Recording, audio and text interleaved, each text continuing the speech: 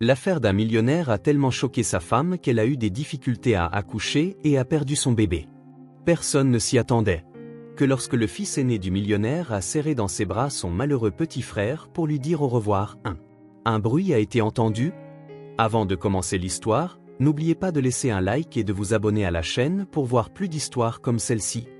Le parfum du poulet rôti au romarin emplissait la vaste étendue du domaine Spencer, serpentant à travers les grands couloirs tel un fil invisible reliant chaque pièce. L'heure dorée baignait les baies vitrées du sol au plafond d'un ambre chaud, se reflétant sur les parquets de chêne ciré. Dehors, le jardin s'étendait en parfaite symétrie, étayé, une fontaine murmurant doucement, et le faible bruissement des feuilles alors que le crépuscule s'installait. Diane se déplaçait avec précaution dans la cuisine, ses doigts glissant sur les comptoirs en marbre, s'arrêtant de temps en temps pour appuyer la paume de sa main dans le creux de ses reins. Le poids de ses 7 mois de grossesse la ralentissait, mais elle refusait de céder le contrôle. La maison, bien que grande et spacieuse, était la leur, et rien qu'à eux. Elle avait insisté pour tout gérer elle-même, ne voulant pas d'un personnel permanent s'affairant dans leur espace. Mais Charlie, toujours pragmatique, avait engagé de l'aide pour le week-end, sachant qu'elle ne demanderait jamais d'aide elle-même. La maison était silencieuse, à l'exception du tintement des assiettes et du hachage rythmique des légumes. Mais le calme fut bientôt interrompu par les pas rapides et irréguliers d'un garçon de 8 ans. Kevin fit irruption dans la cuisine, ses baskets crissant sur le carrelage alors qu'il posa ses 2 mains sur le comptoir pour retrouver l'équilibre. « Maman, tu savais que les bébés pandas naissent de la taille d'une plaquette de beurre ?» Sa voix était pleine d'une excitation essoufflée, ses yeux sombres écarquillés de curiosité. Diane rit, secouant la tête en attrapant un plat de service. « C'est très précis, mon cœur. Où as-tu appris ça ?» Sur Discovery Channel, annonça fièrement Kevin en grimpant sur l'un des tabourets de bar. Papa dit que quand mon petit frère arrivera, je pourrai lui apprendre des faits amusants sur les animaux. Tu crois qu'il aimera les pandas ? Je pense qu'il aimera tout ce que son grand frère lui apprendra, sourit Diane en posant une tranche de pain dans son assiette. Mais d'abord, il faut qu'il arrive. Kevin fredonna en signe d'accord, enfournant un morceau de pain dans sa bouche. Encore combien de temps ? Encore 2 mois, dit-elle en caressant son ventre distraitement. Il fit la grimace. C'est une éternité. Pas aussi longtemps que tu le penses, vint une voix grave depuis l'embrasure de la porte. Diane et Kevin se tournèrent alors que Charlie entrait, arborant sans effort l'allure d'un homme qui avait passé toute la journée en réunions successives, mais qui se tenait toujours avec aisance. Sa veste de costume était drapée sur son bras et sa cravate desserrée juste assez pour suggérer qu'il avait commencé à se détendre. Kevin sauta immédiatement du tabouret et courut vers lui. « Papa, tu savais que les bébés pandas font la taille d'une plaquette de beurre ?» Charlie termina sa phrase en l'attrapant à mi-course et en le soulevant dans les airs, avant de le reposer avec un petit rire. « Oui, j'ai entendu ça. C'est un fait assez fou. » Kevin rayonna, satisfait de lui, avant de courir vers la table de la salle à manger pour mettre les couverts. Charlie expira, roulant ses épaules en s'approchant de Diane. Son regard s'adoucit en la regardant. « Tu n'étais pas obligé de cuisiner ce soir. »« Je voulais le faire, » dit-elle simplement. « C'est ta dernière soirée à la maison avant l'Espagne. » Quelque chose vacilla dans l'expression de Charlie, de la culpabilité peut-être, ou du regret, mais ce fut bref, disparut avant de pouvoir s'installer. Il tendit la main, glissant une mèche de cheveux rebelle derrière son oreille. « Je serai de retour avant que tu ne t'en rendes compte. » Diane hocha la tête, mais le poids dans sa poitrine demeura. La table du dîner était remplie de cette chaleur qui vient de l'habitude. Le tintement des fourchettes contre les assiettes, le doux murmure de la conversation, les gestes animés de Kevin alors qu'il parlait de l'école, du football et de comment il se préparait à être le meilleur grand frère de l'histoire. « Et quand le bébé sera assez grand, je lui apprendrai à faire du vélo », déclara Kevin avec confiance, plantant sa fourchette dans un morceau de poulet. Charlie eut un petit rire. Tu devrais peut-être commencer par quelque chose de plus simple. Peut-être lui apprendre à dire ton nom d'abord. Kevin réfléchit, puis hocha la tête. D'accord, mais après ça, on passe directement aux dinosaures. Diane sourit, les regardant interagir. Charlie était une énigme pour la plupart des gens, calme, posé, vif. Mais avec Kevin, il était différent. Il s'adoucissait, se penchait, écoutait et prenait le temps. C'était ce qui rendait ce départ plus lourd qu'il n'aurait dû l'être. Elle ne voulait pas être l'épouse qui s'accroche, qui pose trop de questions, qui craint le pire. Mais un murmure d'inquiétude s'accrochait à ses côtes. Plus tard cette nuit-là, après que Kevin eut été couché et que les dernières assiettes du dîner eurent été rangées, Charlie se tenait près de la porte, valise prête, prêt à partir. Diane enroula ses bras autour d'elle, appuyée contre le cadre de la porte. « Tu appelleras quand tu auras atterri ? » « Bien sûr. » Il ajusta la sangle de son sac avant de lui jeter un coup d'œil. « Et je serai de retour avant l'arrivée du bébé. » « Promis. » Elle hocha la tête, forçant un sourire. « Bon vol. » Charlie se pencha, déposant un long baiser sur son front. « Repose-toi bien. » Elle le regarda sortir dans la nuit, les phares de la voiture qui l'attendaient illuminant l'allée. La petite silhouette de Kevin apparut à côté d'elle, se frottant les yeux ensommeillés. « Papa revient prêt ?» Diane posa une main sur son épaule. « Bien sûr, mon cœur. » Mais alors que la voiture s'éloignait, disparaissant au bout de la longue route menant hors de leur domaine, elle ne put se défaire du sentiment que quelque chose était sur le point de changer. Quelque chose d'irréversible. La lumière du soleil de fin d'après-midi étendait de longues ombres sur le sol de la nurserie, chaude et tachetée à travers les rideaux bleu pâle. Diane était assise sur le bord du fauteuil, pliant de minuscules bodies en piles bien nettes. Ses mouvements étaient rythmiques, presque méditatifs. Le léger parfum de coton fraîchement lavé et de lavande emplissait la pièce. En face d'elle, Kevin était étalé sur le tapis moelleux couleur crème, alignant méticuleusement ses dinosaures jouets dans une scène de bataille élaborée. « Maman, tu crois que le bébé aimera les dinosaures ?» demanda-t-il, positionnant un T-Rex sur une colline improvisée de coussins. Diane sourit, lissant un body imprimé de petits voiliers. « Je pense qu'il adorera tout ce que son grand frère lui apprendra. » Kevin rayonna, se mettant sur les coudes. « Je vais lui apprendre tous leurs noms, même les plus difficiles. » Diane l'observa un moment, une chaleur s'installant dans sa poitrine. Cela faisait 3 semaines que Charlie était parti pour l'Espagne, malgré l'épuisement physique du 3e trimestre, elle ressentait une certaine sérénité. Charlie appelait tous les soirs. Parfois tard, parfois pressé, mais il appelait toujours. Sa voix, bien que distante, était stable, portant le réconfort à travers les kilomètres. Elle attrapa un autre body juste au moment où le son de la sonnette retentit dans la maison. C'était inattendu. Les livraisons arrivaient généralement le matin, et la femme de ménage du week-end était partie depuis des heures. Diane hésita avant de se relever, expirant alors que le poids de son ventre se déplaçait. « Je vais voir », murmura-t-elle, ébouriffant les cheveux de Kevin en passant. Sur le paillasson devant la porte d'entrée reposait une petite enveloppe brune sans marque. Pas d'adresse de retour, aucune indication d'où elle venait. Diane fronça les sourcils en la ramassant, ses doigts traçant les bords rugueux du papier. Une étrange inquiétude s'installa dans son estomac. Elle rentra, fermant la porte derrière elle, et ouvrit lentement l'enveloppe. À l'intérieur se trouvait une épaisse pile de photographies glacées. Ses doigts faiblirent en les sortant, la première image captant la lumière avec une clarté presque cruelle. Charlie. Charlie se tenait dans la faible lueur d'une entrée d'hôtel, sa main planant sur le creux des reins d'une femme. Elle était jeune et superbe, ses cheveux blonds tombant en douces vagues sur son épaule. Sur la photo suivante, ils étaient à l'intérieur. Charlie se penchait près d'elle, sa main maintenant fermement sur sa taille alors qu'il s'enfonçait dans le hall de l'hôtel. Le souffle de Diane se coupa. Elle passa à la suivante. Les talons de la femme claquaient contre le sol en marbre. Le concierge se tenait derrière le bureau. La posture de Charlie était aisée, familière. Une autre photo. La porte de la chambre de la femme. Charlie se tenait devant, la tête penchée vers elle, leur visage proche. La dernière image était la pire. La porte ouverte. Charlie entrant à l'intérieur. L'estomac de Diane se serra. Sa vision se brouilla sur les bords alors qu'elle s'asseyait sur le banc près de l'entrée, les photos serrées dans ses mains tremblantes. L'air semblait trop mince, pressant contre ses côtes, suffocant. Non. Ce n'était pas réel. Cela n'arrivait pas. Elle se força à regarder à nouveau, à chercher quelque chose, n'importe quoi, qui expliquerait cela. Peut-être était-ce une vieille photo, peut-être était-ce mis en scène, peut-être. Mais Charlie était en Espagne depuis des semaines, et ses photos étaient datées. Ses doigts se crispèrent sur les bords, pliant le papier glacé. Il l'avait appelée la nuit dernière. Il lui avait dit qu'elle lui manquait, avait dit à Kevin qu'il rapporterait des souvenirs. Sa voix avait été chaude, stable. Un sanglot monta dans sa gorge, aigu et douloureux. De la nurserie, la voix de Kevin retentit, légère et innocente. « Maman ?» Diane essaya de ravaler l'hystérie qui montait en elle, mais les murs semblaient se refermer. Sa poitrine se serra et sa vision vacilla. Les photographies glissèrent de ses mains, voltigeant sur le sol poli comme des feuilles mortes.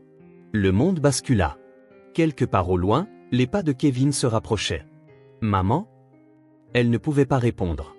La dernière chose qu'elle sentit fut la douleur aiguë et dévorante dans son abdomen avant que la pièce ne tourne dans l'obscurité. Le bruit de pas précipités brisa le silence de la maison. Kevin se tenait figé dans l'embrasure de la porte, ses yeux écarquillés passant de la forme affaissée de sa mère au rouge qui s'accumulait sous elle. La soie pâle de sa robe de grossesse s'assombrissait rapidement, le liquide s'infiltrant vers l'extérieur comme une fleur qui s'épanouit. Sa poitrine se souleva, son souffle venant en halètement court et aigu alors qu'il se précipitait en avant. « Maman! Maman !» Sa voix se brisa alors qu'il tombait à genoux à côté d'elle. Le visage de Diane était d'une pâleur anormale, ses yeux papillonnaient, sans focus. Son souffle était court, faible et superficiel. Les petites mains de Kevin tremblaient violemment alors qu'il tendait la main vers elle. Il ne savait pas quoi faire.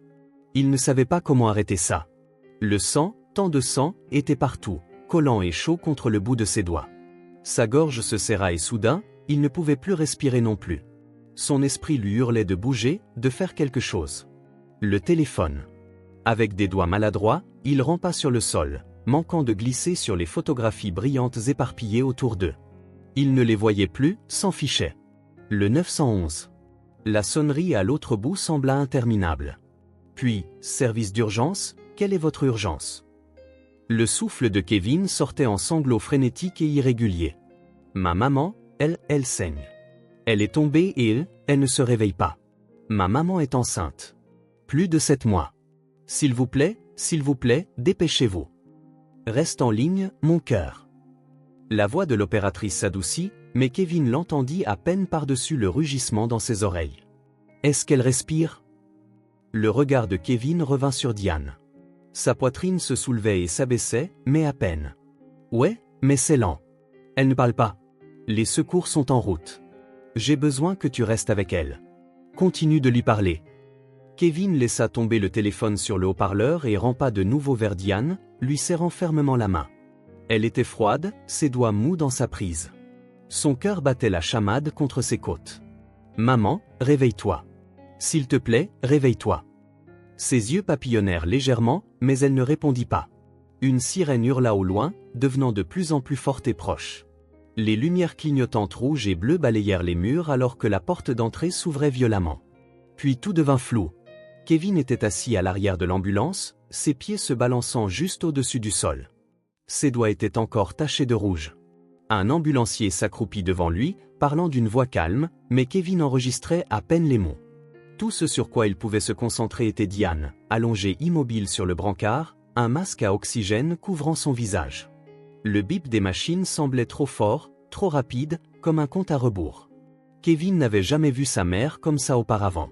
Elle était toujours en mouvement, toujours occupée, pliant le linge, cuisinant, lissant les cheveux de main douce. Maintenant, elle était immobile, trop immobile. L'ambulancier posa une main douce sur l'épaule de Kevin. Elle se bat, mon grand. On va bien s'occuper d'elle.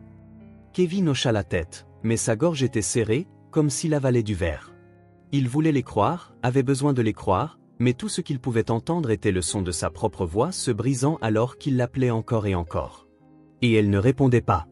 L'hôpital était plus froid qu'il ne l'avait prévu. Kevin était assis dans la salle d'attente, petit et seul sur une chaise trop grande pour lui. Ses mains étaient serrées en poing sur ses genoux, ses jambes se balançant nerveusement. Il fixait les portes battantes, attendant que quelqu'un sorte et lui dise que tout était une erreur, que sa mère irait bien, que tout redeviendrait normal. Il voulait son père. Il voulait entendre la voix de Charlie, le voir franchir la porte et tout arranger, comme il le faisait toujours.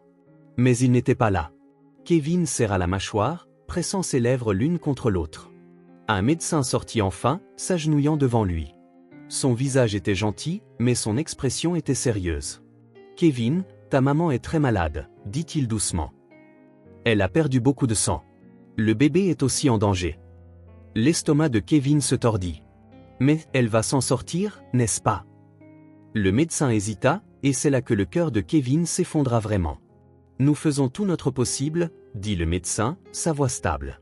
« Mais Kevin, nous devons te demander quelque chose d'important. » Les mains de Kevin se crispèrent sur le tissu de sa chemise. Il n'aimait pas la façon dont le médecin le regardait. S'il le faut, la voix du médecin s'adoucit, nous devrons peut-être faire un choix. Ta maman ou le bébé? Le souffle de Kevin se bloqua. Un choix. Sa maman ou son petit frère? Sa vision se brouilla, sa poitrine se serrant douloureusement. Ce n'était pas réel. Ce n'était pas juste. Ses doigts s'enfoncèrent dans l'accoudoir de la chaise, le serrant si fort que ses jointures blanchirent. Il pensa aux histoires que Diane lui racontait avant de dormir et à la façon dont elle lui embrassait toujours le front avant d'éteindre les lumières. Il pensa à la façon dont elle avait ri plus tôt dans la journée, lissant de minuscules vêtements de bébé et fredonnant doucement, comme si rien au monde ne pouvait les atteindre. Il pensa à la façon dont elle était la seule personne au monde qui le faisait se sentir en sécurité.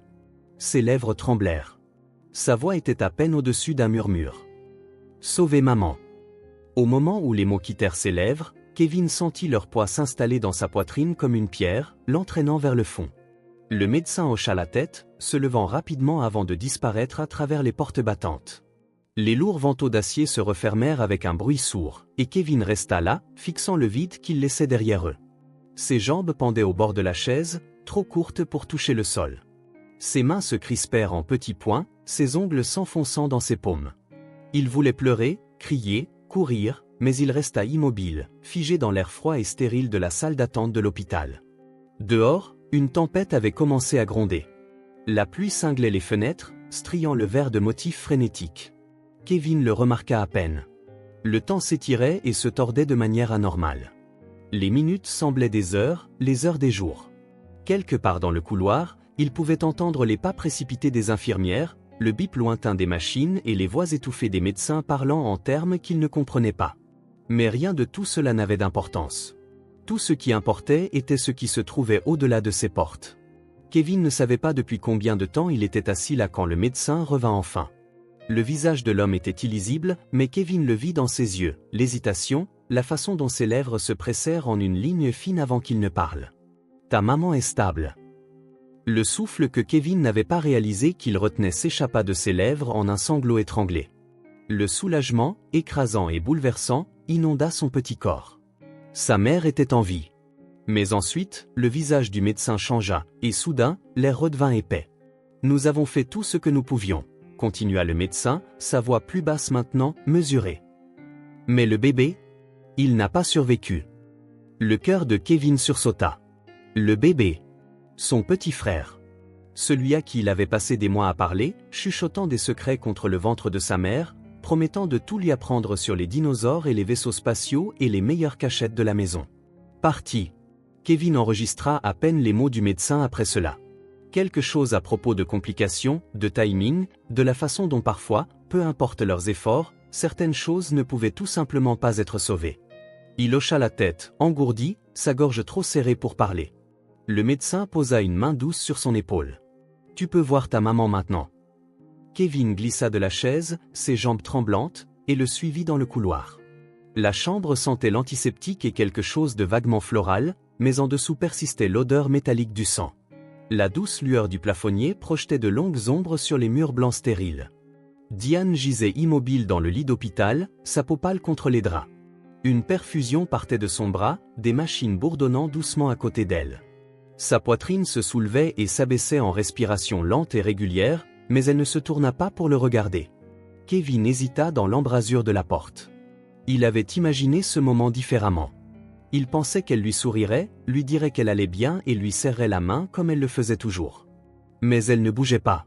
Prudemment, il s'approcha, tirant la chaise à côté du lit. Il s'assit, ses mains jointes sur ses genoux. La pièce était silencieuse, à l'exception du bip rythmique du moniteur. Il ne savait pas quoi dire. Ses yeux se posèrent sur l'autre côté de la pièce, où un petit berceau se tenait, vide. La vue de celui-ci lui tordit l'estomac. Il avait été préparé, prêt.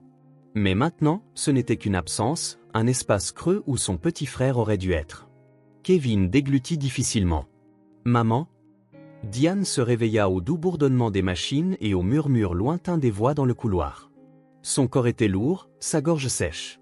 Mais avant qu'elle ne puisse comprendre son inconfort, elle se souvint. La douleur. Le sang. La peur dans la voix de Kevin. Et puis, plus rien. Elle tourna lentement la tête, grimaçant à la douleur dans ses membres, et le vit. Kevin, assis près de son lit, petit et silencieux. Ses yeux étaient cerclés de rouge, son visage pâle. Diane déglutit, sa voix à peine un murmure. Kevin. Sa tête se releva vivement, ses lèvres s'entr'ouvrant dans un souffle silencieux de soulagement. Il tendit la main, hésitant, comme s'il avait peur qu'elle disparaisse. La poitrine de Diane se serra. Le bébé? Elle vit l'éclair dans ses yeux avant qu'il ne détourne le regard. Kevin ne répondit pas.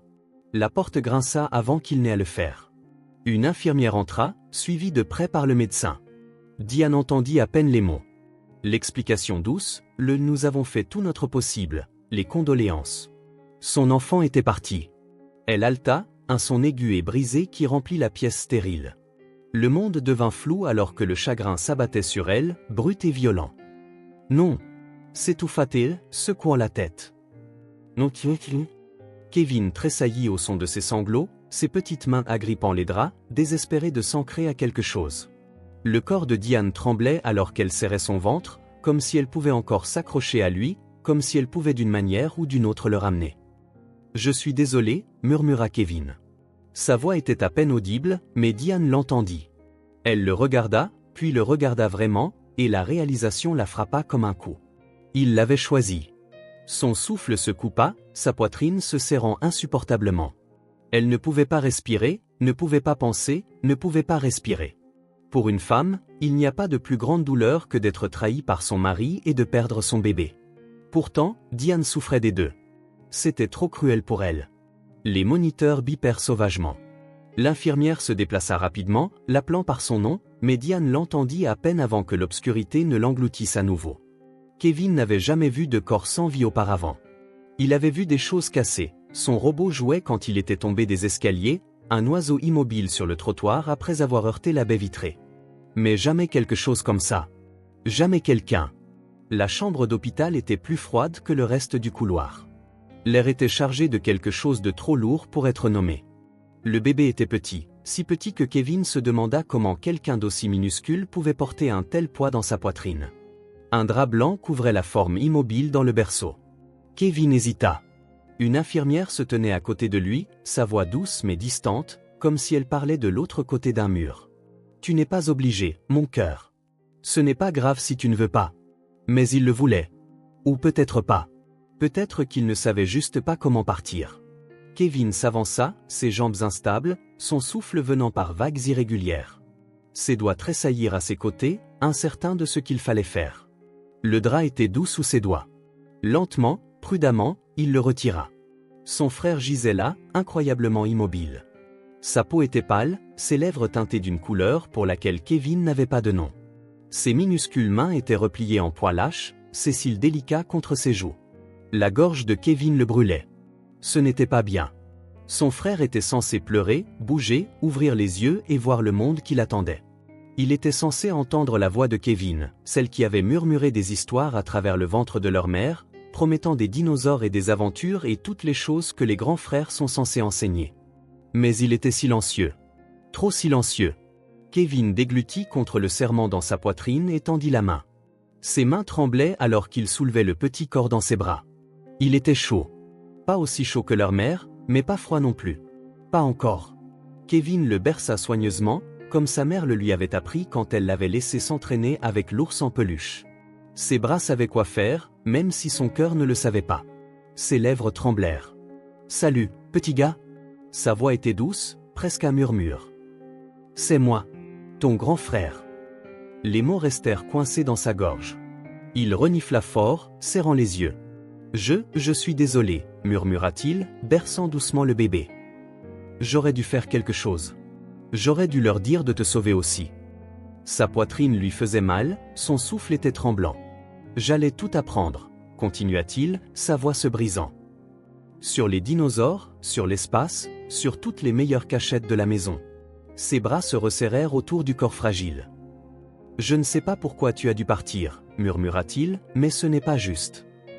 Kevin pressa son front contre celui de son frère, ses petites épaules tremblant. « S'il te plaît, ne pars pas. » Silence. Et puis, un hoquet. Les yeux de Kevin s'ouvrirent en grand. Pendant un instant, il pensa avoir imaginé. Mais ensuite, dans le silence de la pièce, un son minuscule remplit l'air. Un cri, faible, fragile, mais réel. Kevin eut à peine le temps de réagir avant que les machines derrière lui ne bipent en alarme. Les infirmières se précipitèrent, leurs voix aiguës d'urgence. Quelqu'un le tira en arrière, soulevant le bébé de ses bras, mais Kevin le remarqua à peine. Il resta là, essoufflé, le cœur battant dans ses oreilles, regardant les médecins s'agiter. Le bébé pleura à nouveau, plus fort cette fois. Un médecin cria pour de l'oxygène. Une infirmière appela l'équipe de néonatologie. Les mains bougeaient rapidement, ajustant des tubes, pressant des stéthoscopes contre une poitrine qui avait été immobile quelques instants auparavant. Kevin ne bougeait pas. Son frère était en vie. Son frère était en vie. Les larmes brouillèrent sa vision alors qu'il couvrait sa bouche, un son étranglé s'échappant de ses lèvres. Il avait été si sûr qu'il était trop laid. Mais ce n'était pas le cas. Kevin se tourna, sprintant dans le couloir, ses pieds martelant le carrelage. Il ne s'arrêta pas avant d'atteindre la chambre de sa mère, essoufflé et tremblant. « Maman !» Sa voix se brisa alors qu'il faisait irruption par la porte. Diane était réveillée maintenant, à peine, sa tête reposant contre l'oreiller, son visage pâle et épuisé. Ses yeux s'écarquillèrent d'alarme en le voyant, mais avant qu'elle ne puisse parler, Kevin courut vers elle, lui agrippant la main. « Il va bien !» sanglota Kevin, à peine capable de sortir les mots. « Maman, il va bien !» Diane cligna lentement des yeux, son expression hébétée, comme si elle ne pouvait pas tout à fait comprendre ce qu'il disait. Puis, du couloir, le son revint. Un cri, petit, faible, mais réel.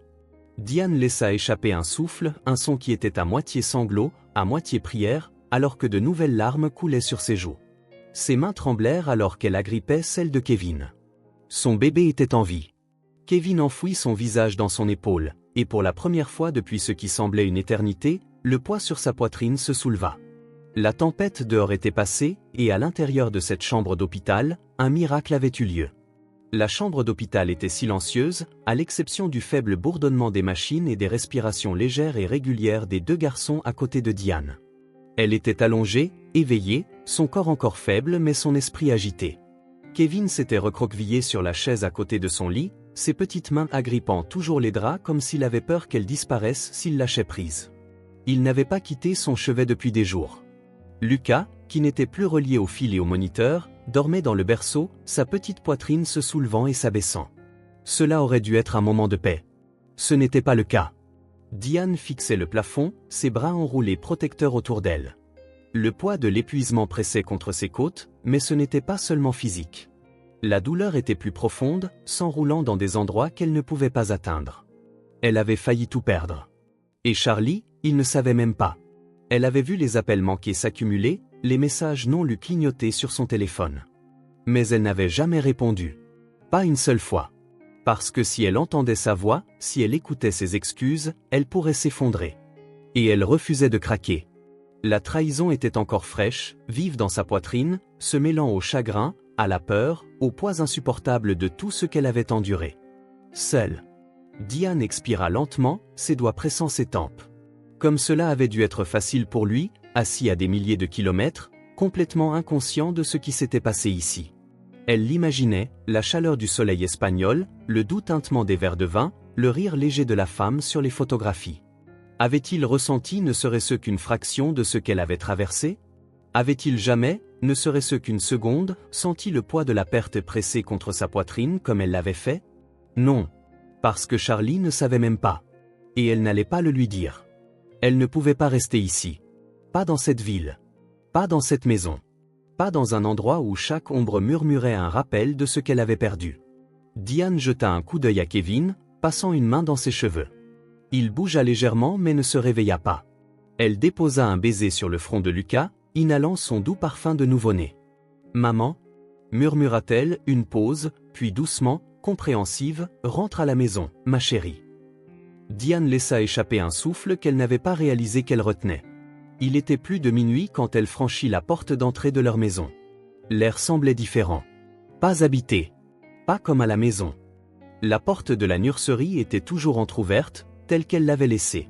La douce lueur de la veilleuse projetait de longues ombres sur le petit berceau, les couvertures pliées, les rangées de vêtements de bébé qu'elle avait autrefois choisis avec tant de soin. Tout attendait. Tout avait été préparé pour une vie qui avait failli ne jamais exister. Ses doigts parcoururent le barreau du berceau, le petit matelas encore intact, encore parfait. Un souffle étranglé s'échappa de ses lèvres. Elle s'était tenue ici tant de nuits auparavant, caressant son ventre, chuchotant toutes les choses qu'elle lui apprendrait. Et puis, en l'espace de quelques heures, elle l'avait presque enterré. Diane ferma les yeux de force, chassant les souvenirs. Pas ici. Pas maintenant. Elle se tourna et se déplaça rapidement, tirant une vieille valise du placard. Le bruit des fermetures éclairs brisant le silence semblait trop fort, mais elle ne s'arrêta pas. Elle traversa la chambre, ne sortant que ce dont ils avaient besoin, des vêtements pour elle, pour Kevin, pour Lucas. Rien de plus. Elle ne se permit pas de penser à ce qu'elle laissait derrière elle. Une photo encadrée sur la table de nuit attira son attention. Elle avait été prise des années auparavant, quand la vie était encore simple. Charlie avait ses bras autour d'elle, riant, la lumière du soleil attrapant l'or dans ses cheveux. Kevin était assis sur ses épaules, souriant, ses petites mains en l'air comme s'il pouvait toucher le ciel. Diane prit le cadre, passant ses doigts sur le verre. Cette femme, cette famille, elle n'existait plus. Sa prise se resserra un instant avant qu'elle ne pose le cadre face contre table. Elle jeta un dernier regard autour de la pièce. Le placard contenait toujours les costumes de Charlie, son eau de Cologne flottait encore dans l'air. Le lit portait encore l'empreinte de la dernière nuit qu'ils avaient passée ensemble. Avant qu'ils ne partent. Avant que le monde qu'elle connaissait ne s'effondre. Une douleur profonde se propagea dans sa poitrine. Puis elle se tourna et partit. Kevin se réveilla au son de pas légers. Il cligna des yeux, groggy, la tête encore embrumée par le sommeil. La chambre d'hôpital était plus sombre maintenant, plus calme. Les infirmières n'entraient et ne sortaient plus. Et puis la vie. Sa mère était habillée, sa blouse d'hôpital remplacée par de vrais vêtements. Un sac était posé à ses pieds, à moitié zippé. L'estomac de Kevin se tordit. « Maman ?» Sa voix sortit, petite. Diane se tourna, surprise, mais quand elle le vit éveillé, son expression s'adoucit. Elle s'assit à côté de lui, passant une main dans ses cheveux en désordre. « Et, mon cœur » murmura-t-elle. Les yeux de Kevin se portèrent sur le sac, puis sur Lucas, emmitouflé dans son berceau. « On part, n'est-ce pas ?» Sa voix était à peine au-dessus d'un murmure. Diane hésita. Elle lui prit le visage entre ses mains, caressant sa joue avec son pouce. « Oui. » Kevin déglutit difficilement. « Papa ne sait pas ?» ?»« Non, » admit Diane. Un long silence s'étira entre eux. Kevin baissa les yeux, ses doigts tortillant la couverture. Mais il ne discuta pas. Il ne demanda pas où ils allaient. Parce que peut-être, au fond de lui, il le savait déjà. Diane lui embrassa le front. « Rendors-toi, mon cœur. Nous serons bientôt à la maison. » Kevin ne répondit pas, mais alors qu'il se blottissait contre elle, que ses bras l'enveloppaient, il s'accrocha juste un peu plus fort. Parce que la maison n'était plus un endroit. C'était elle. Et pour l'instant, c'était suffisant. L'avion atterrit en douceur, les roues effleurant l'asphalte avant de s'immobiliser dans un lent roulement. Dehors, la ville scintillait de lumière familière, et Charlie Spencer expira, étirant ses épaules. Il était à la maison. Il jeta un coup d'œil à son téléphone, s'attendant à un autre appel manqué, un autre texto non lu de Diane. Mais il n'y avait rien. Il fronça les sourcils, vérifiant à nouveau. Il avait essayé d'appeler plusieurs fois ces derniers jours, mais elle n'avait pas répondu. Il se dit que ce n'était pas inhabituel. Elle approchait des dernières semaines de sa grossesse, probablement épuisée, occupée avec Kevin, peut-être même sortie faire les derniers achats pour le bébé. Pourtant, un poids étrange s'installa dans sa poitrine alors qu'il descendait de l'avion. Il chassa cette pensée. Il était parti trop longtemps. Diane était probablement agacée contre lui d'avoir été absent. Un bon dîner, quelques mots doux, et tout irait bien. Charlie monta dans la voiture qui l'attendait, tapotant nerveusement ses doigts contre son genou alors que le chauffeur s'engageait sur l'autoroute. Cela faisait trop longtemps qu'il n'était pas rentré à la maison, trop longtemps qu'il n'avait pas tenu Diane dans ses bras. Il se rattraperait. Quand il arriva, la maison était sombre. Charlie fronça les sourcils en sortant de la voiture, roulant sa valise derrière lui. La lumière du porche n'était pas allumée, et les rideaux étaient tirés hermétiquement. Étrange. Diane laissait toujours les lumières allumées quand elle savait qu'il rentrait tard. Peut-être s'était-elle endormie tôt. Pourtant, une inquiétude silencieuse s'installa dans son estomac. Il poussa la porte d'entrée. L'odeur familière de la maison l'accueillit. Il s'attendait à de la chaleur, des rires, Kevin courant vers lui, le sourire fatigué mais heureux de Diane alors qu'elle caressait son ventre. Au lieu de cela, la maison était étrangement silencieuse. Charlie posa sa valise avec précaution. « Diane ?» Pas de réponse. Son pouce accéléra. Il s'avança à l'intérieur, jetant un coup d'œil vers le salon. Tout semblait pareil, intact. « Kevin ?» Sa voix vacilla légèrement. Silence. Ses yeux se tournèrent vers le comptoir de la cuisine. Les clés de voiture de Diane n'étaient pas là. Ni son chargeur de téléphone. Quelque chose n'allait pas. Charlie se déplaça rapidement maintenant, montant les escaliers 4 à 4. Il poussa la porte de la chambre, s'attendant à moitié à la trouver blottie dans le lit. Mais le lit était vide. Ses yeux parcoururent la pièce. La porte du placard était légèrement entr'ouverte. Charlie s'avança et l'ouvrit. Son estomac se tordit violemment à la vue de l'intérieur. La moitié de ses vêtements avait disparu. Son souffle se coupa, son cœur martelant contre ses côtes. Non. Il se tourna brusquement et traversa le couloir jusqu'à la chambre de Kevin. Le placard y était aussi à moitié vide. La panique lui griffa la gorge. Charlie trébucha vers la nurserie. La porte était ouverte, et à l'intérieur, le berceau était intact. Pas de biberon, pas de couverture. Rien. Une terreur froide s'installa dans ses os. Son téléphone était déjà dans ses mains avant qu'il ne réalise qu'il composait. Directement sur la messagerie vocale. Il essaya à nouveau. Rien. Sa main tremblait alors qu'il ouvrait l'application de sécurité, ses doigts tapotant avec urgence. Le flux vidéo se chargea, et il remonta dans les enregistrements. Et puis il la vit. Diane, portant un nouveau-né dans ses bras. Kevin, s'accrochant à sa main, son petit corps pressé contre elle. Il partait. La valise. La façon dont Diane avait hésité sur le porche avant de disparaître dans la nuit. Charlie eut l'impression d'avoir reçu un coup de poing dans le ventre. Elle était partie. Elle avait emmené leurs enfants et était partie. Et il n'avait aucune idée pourquoi. L'hôpital sentait l'antiseptique et l'épuisement. Charlie traversa l'entrée d'un pas rapide, le cœur battant. Il avait passé les 20 dernières minutes à appeler tous les numéros auxquels il pouvait penser. Le téléphone de Diane était coupé. La tablette de Kevin était éteinte. La société de sécurité ne pouvait pas localiser sa voiture. Il lui restait un endroit où chercher. Il se dirigea d'un pas décidé vers la réception, la voix tendue. « Je dois savoir si ma femme, Diane Spencer, a été admise ici ces derniers jours. » La réceptionniste cligna des yeux. « Je suis désolé, monsieur, nous ne pouvons pas. » Charlie abattit ses mains sur le comptoir. « Elle était enceinte, dit-il sèchement. Plus de 7 mois. Si elle a accouché, ça aurait été ici. » La femme tressaillit mais vérifia rapidement le système. Ses yeux brillèrent de quelque chose, reconnaissance? Sympathie? L'estomac de Charlie se serra. Elle hésita avant de dire « Veuillez patienter ici ». Les secondes s'étirèrent en une éternité avant qu'un médecin ne s'approche enfin. L'homme avait l'air fatigué, usé. « Monsieur Spencer ?» Charlie hocha la tête, raide. « Où est ma femme ?» L'expression du médecin s'assombrit. « Elle n'est plus ici. » Le souffle de Charlie se coupa. « Elle, quoi ?» Elle est sortie. « Mais, monsieur Spencer, vous devriez savoir, elle a eu un accouchement très compliqué. » Charlie eut l'impression que l'air avait été aspiré de la pièce. Un accouchement compliqué? Le monde autour de lui devint flou alors que le médecin continuait de parler.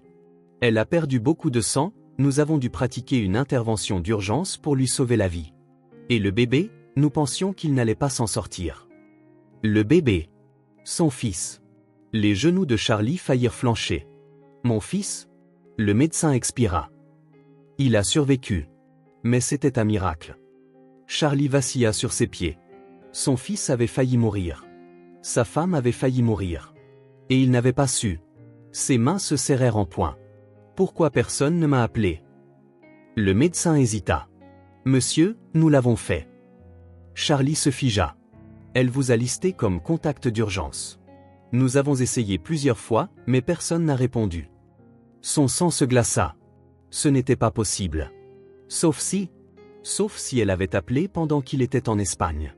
Sauf si elle avait appelé pendant qu'il avait été trop occupé, trop distrait, trop aveugle pour voir que son monde s'effondrait. Il se sentit malade. Où est-elle? Sa voix était à peine au-dessus d'un murmure. Le visage du médecin s'adoucit. Nous ne savons pas. La tête de Charlie se releva vivement. Elle a quitté l'hôpital il y a 2 nuits, continua le médecin. Elle n'a dit à personne où elle allait. Charlie se détourna, son cœur martelant dans sa poitrine. Elle était partie. Elle avait failli mourir, leur bébé avait failli mourir, et elle ne le lui avait pas dit. Parce qu'elle n'avait pas voulu. Charlie serra la mâchoire, ses mains tremblant alors qu'il sortait son téléphone. Elle l'avait complètement exclu. Mais il n'allait pas la laisser partir. Pas sans se battre. La ville ne ressemblait en rien à celle qu'ils avaient quittée. Elle était petite, nichée entre des collines et des étendues infinies de routes tranquilles. Pas d'immeubles imposants, pas de klaxons de voitures retentissant à toute heure. Juste le chant des oiseaux le matin, le bavardage occasionnel des voisins et le bruissement des feuilles dans le vent. Diane aimait ça. Elle avait choisi cet endroit parce que c'était calme, parce que personne ne posait trop de questions, parce qu'elle pouvait disparaître ici. La maison était petite mais confortable, une simple location de 2 chambres avec un porche en bois usé et un jardin ayant désespérément besoin de soins. Kevin s'y était immédiatement adapté, courant dans l'arrière-cour comme si l'espace ouvert compensait toutes les choses qu'ils avaient laissées derrière eux. Lucas, toujours fragile, passait la plupart de son temps dans les bras de Diane. Elle le tenait près d'elle à chaque occasion, terrifiée que s'il lâchait prise, il pourrait à nouveau lui échapper. Elle gardait la tête basse, évitait les conversations inutiles. Quand les voisins la saluaient, elle souriait poliment mais ne s'attardait jamais. Diane n'avait pas de place pour les attachements. Sa seule priorité était ses enfants. Kevin ne se plaignait pas. Il ne demandait jamais pourquoi ils étaient partis ni quand ils rentreraient. Mais Diane voyait la façon dont il regardait le téléphone sur le comptoir de la cuisine, la façon dont ses épaules se tendaient chaque fois qu'elle ignorait un numéro inconnu. Elle savait que son père lui manquait, et elle détestait ne pas pouvoir lui enlever ça. Charlie n'avait jamais été doué pour attendre.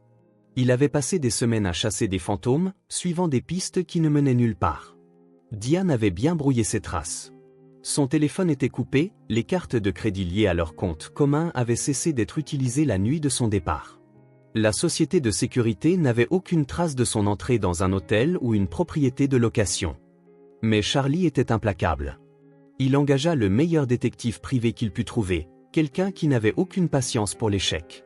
Et après des semaines de silence, sa persévérance paya. Une ville. Une petite ville tranquille où personne ne penserait à chercher. Son cœur battait la chamade alors qu'il traversait les rues inconnues. Il ne s'agissait pas seulement de la retrouver.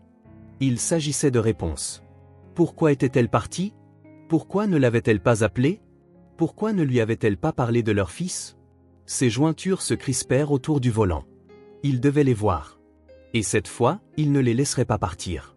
Le soleil de l'après-midi était haut lorsque Charlie s'engagea dans la rue, son pouls martelant. L'enquêteur lui avait donné une adresse, une maison modeste, simple et sans prétention.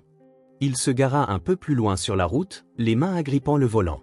Puis, à travers la cour ouverte, il le vit. Kevin. Son fils. Courant pieds nus dans l'herbe, son rire flottant dans l'air. Il avait l'air plus grand, plus âgé en quelque sorte, mais toujours le même garçon que Charlie avait laissé derrière lui. Le souffle de Charlie se coupa dans sa gorge. Et puis Kevin se tourna. Ses yeux tombèrent sur la voiture. Pendant un instant, ils se figèrent tous les deux. Puis la reconnaissance apparut sur le visage de Kevin. Tout son corps s'illumina. « Papa !» Le son fut comme un coup de poing dans la poitrine de Diane. Elle était à l'intérieur, berçant Lucas dans ses bras, quand elle l'entendit. Son cœur s'arrêta. « Charlie. Non. Pas maintenant. Pas ici. » Elle se précipita vers la fenêtre, juste à temps pour voir Kevin sprinter à travers la cour, les bras grands ouverts, son visage plein de joie pure et non filtrée. Charlie eut à peine le temps de sortir de la voiture avant que Kevin ne s'écrase contre lui, le serrant dans une étreinte féroce. Les bras de Charlie s'enroulèrent instinctivement autour de son fils, son souffle tremblant. Kevin enfouit son visage dans la poitrine de son père. « Tu nous as trouvés !» Charlie déglutit difficilement, ses mains se resserrant sur le dos de Kevin. « Je t'avais dit que je le ferais. » Le moment aurait dû être entier, aurait dû être parfait. Mais ensuite, il leva les yeux et vit Diane, debout sur le porche, tenant leur bébé. La poitrine de Charlie se serra. Leur bébé. Son fils. Et à cet instant, il réalisa à quel point il avait perdu. Les yeux de Diane brûlaient dans les siens, son expression illisible. Puis, avant qu'il ne puisse parler, avant même qu'il ne puisse traiter ce qui se passait, sa main frappa son visage. La gifle résonna dans la rue calme. Kevin haleta. Charlie ne bougea pas. La voix de Diane tremblait de rage. Tu as failli nous tuer. La tête de Charlie bascula en arrière, ses yeux s'écarquillant. Quoi? Des larmes montèrent aux yeux de Diane, mais sa voix ne faiblit pas. Tu m'as quitté. Tu nous as quittés. Et quand j'ai eu le plus besoin de toi, tu n'étais pas là. Sa gorge se serra. Je ne savais pas. Tu ne savais pas, cracha-t-il, sa prise sur Lucas se resserrant, parce que tu ne faisais pas attention. Tout le corps de Charlie se tendit. Elle n'était pas seulement en colère. Elle était brisée. Et pour la première fois depuis le début de ce cauchemar, il réalisa qu'il ne s'agissait pas seulement de trahison. Il s'agissait de survie. Elle avait failli mourir, et elle l'avait fait seule. Sa mâchoire se serra. « Diane, s'il te plaît ?» Mais elle secoua la tête, reculant. « Je ne sais pas pourquoi tu es là, » murmura-t-elle, « mais tu n'as plus ta place dans nos vies. » Le cœur de Charlie vola en éclats.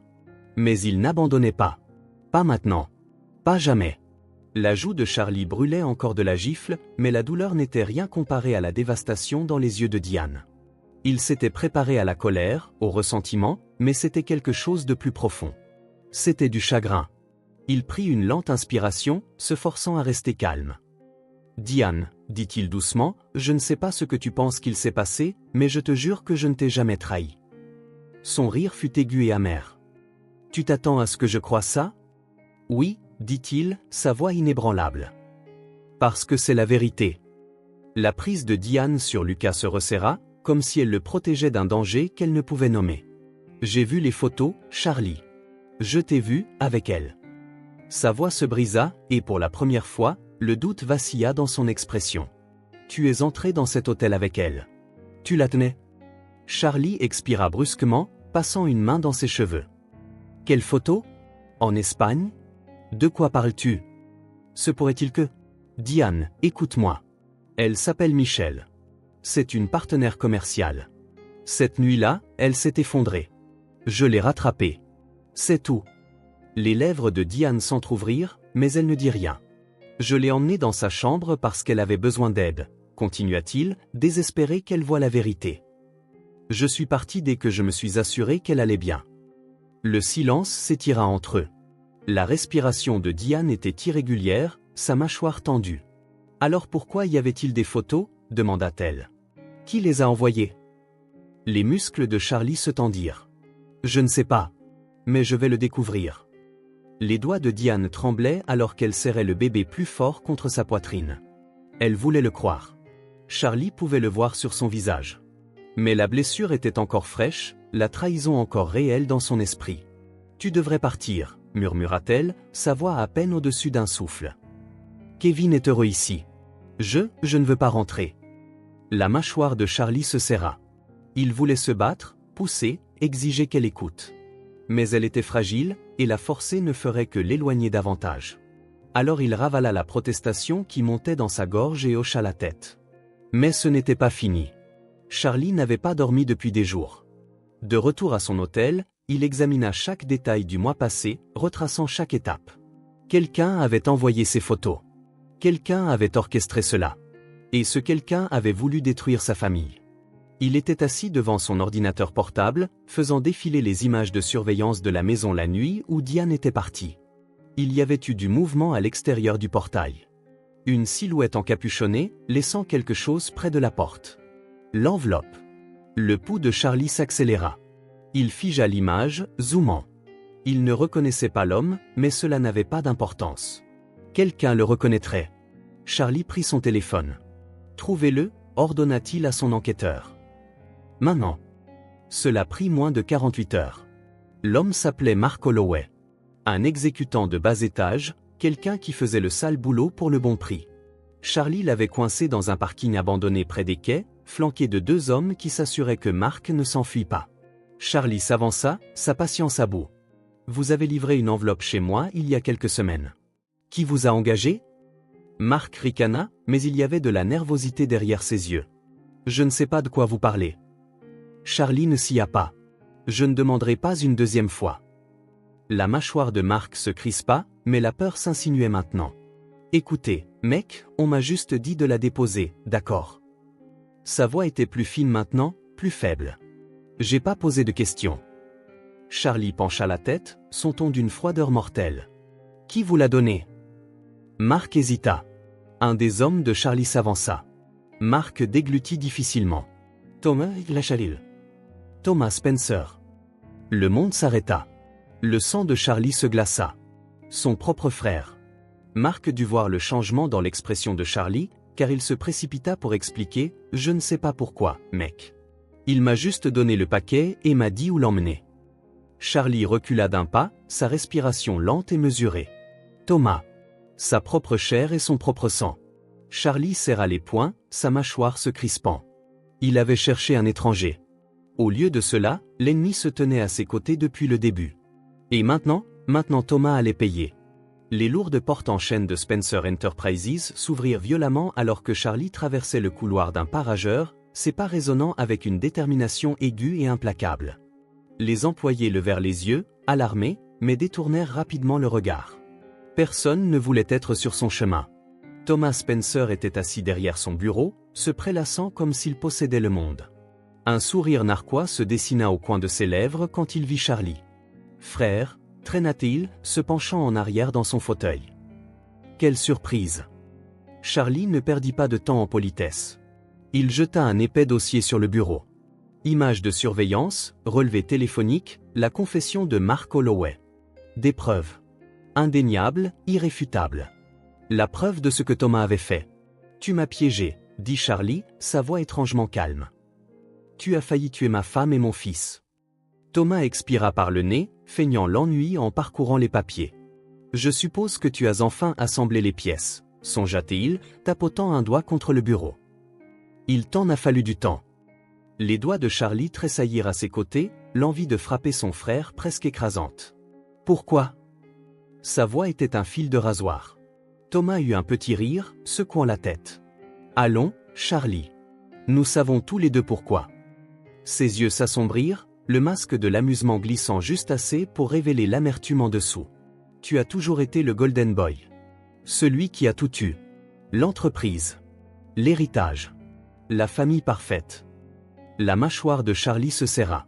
Alors tu as essayé de ruiner ma vie. J'ai essayé de niveler le terrain de jeu. Thomas se pencha en avant, son sourire s'élargissant. Diane n'était qu'une victime collatérale. Si elle perdait le bébé, eh bien, ça fait un concurrent de moins sur la liste des héritiers. Je ne peux pas partir les mains vides, surtout depuis que notre père t'a laissé la majorité de tout, puisque tu es le fils aîné. La rage monta, brûlante et aveuglante. Avant qu'il ne puisse s'arrêter, le poing de Charlie rencontra le visage de Thomas. L'impact envoya Thomas s'étaler, du sang coulant de sa lèvre. Il gémit, essuyant sa bouche avant de rire, un rire bas et moqueur. C'est tout ce que tu as? Charlie le dominait, les poings serrés à ses côtés. Tu es fini. Le sourire de Thomas vacilla. Tu es hors de l'entreprise. Hors du testament. Hors de ma vie. La voix de Charlie était froide, finale. Tu ne représentes plus rien pour moi maintenant. Thomas cracha. Tu penses que tu peux juste m'effacer? Il se releva en se débattant. Cette entreprise est autant à moi qu'à toi. Plus maintenant, répliqua Charlie. La sécurité te raccompagnera dehors. D'ici demain, tu n'auras plus un centime de ma part. Thomas se jeta en avant, mais Charlie ne s'y a pas. Tu t'es fait ça tout seul, dit-il, sa voix plus calme maintenant, plus stable. Tu voulais que je perde tout, et au lieu de cela, tu m'as perdu. Pour la première fois, quelque chose comme de la peur vacilla dans les yeux de Thomas. Charlie se détourna sans un autre mot. Il ne regarda pas en arrière. La nuit était fraîche, le bourdonnement lointain des cigales remplissant le silence alors que Charlie s'arrêtait devant la petite maison. La dernière fois qu'il s'était tenu ici, Diane l'avait frappé, ses mots aigus et impitoyables. Mais maintenant, il n'apportait pas seulement des explications. Il apportait la vérité. La lumière du porche vacilla avant qu'il ne puisse frapper. Diane se tenait dans l'embrasure de la porte, les bras croisés, ses yeux lasses scrutant son visage. Elle ne dit rien en s'écartant, le laissant entrer. Kevin dormait sur le canapé, recroquevillé sous une fine couverture. Lucas gisait dans le berceau à côté de lui, sa petite poitrine se soulevant et s'abaissant régulièrement. Charlie expira, sa poitrine se serrant à leur vue. Ses fils. Sa famille. Diane parla la première. As-tu découvert qui les a envoyés? Charlie hocha la tête. C'était Thomas. Quelque chose vacilla sur son visage. Choc. Réalisation. Colère. Il voulait que tu fasses une fausse couche, continua Charlie, sa voix épaisse. Pour s'assurer que je n'ai jamais d'autre héritier. Diane inspira brusquement, ses mains agrippant le dossier de la chaise. Ton propre frère? Charlie laissa échapper un rire amer. Ce n'est plus mon frère. Le silence s'étira entre eux. Diane s'assit sur la chaise, se frottant la tempe. Je ne sais pas quoi dire. Charlie s'avança prudemment. Tu n'as rien à dire. Je voulais juste, j'avais besoin que tu saches la vérité. Son regard rencontra le sien. Et maintenant? Charlie déglutit. C'est à toi de décider. Diane détourna le regard, ses doigts traçant le bord de la table. Pour la première fois depuis le début de ce cauchemar, il n'y avait pas de colère sur son visage. Pas de ressentiment. Juste de l'épuisement. Finalement, elle se leva et se dirigea vers le berceau. Elle souleva Lucas doucement, le berçant dans ses bras avant de se retourner vers Charlie. Puis, lentement, avec hésitation, elle s'approcha. Et pour la première fois, elle le laissa tenir son fils. Le souffle de Charlie se coupa alors que le petit pois chaud s'installa contre sa poitrine.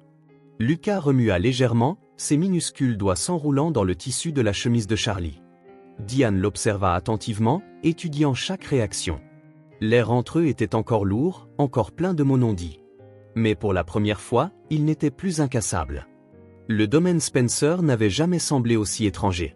Diane se tenait dans le grand hall d'entrée, fixant le vaste espace qui lui avait autrefois semblé être chez elle, mais qui semblait maintenant trop grand, trop vide malgré sa beauté. L'élégant lustre dégoulinait toujours d'or, les parquets polis brillaient sous les lumières chaudes, mais la maison elle-même avait changé. Ou peut-être était-ce elle. Kevin passa en courant devant elle, ses petits pas résonnant dans le couloir alors qu'il filait vers son ancienne chambre. Il avait été hésitant au début, s'accrochant à elle, mais les vues et les odeurs familières avaient apaisé la tension dans ses épaules. Charlie portait leur bagage à l'intérieur, ses mouvements prudents, comme s'il craignait qu'un faux pas ne brise la paix fragile qu'il venait juste de commencer à reconstruire. Diane expira. Elle avait accepté de revenir. Pas pour la maison, pas pour Charlie. Pour les garçons. Pour Kevin, à qui son père manquait. Pour Lucas, qui méritait de le connaître.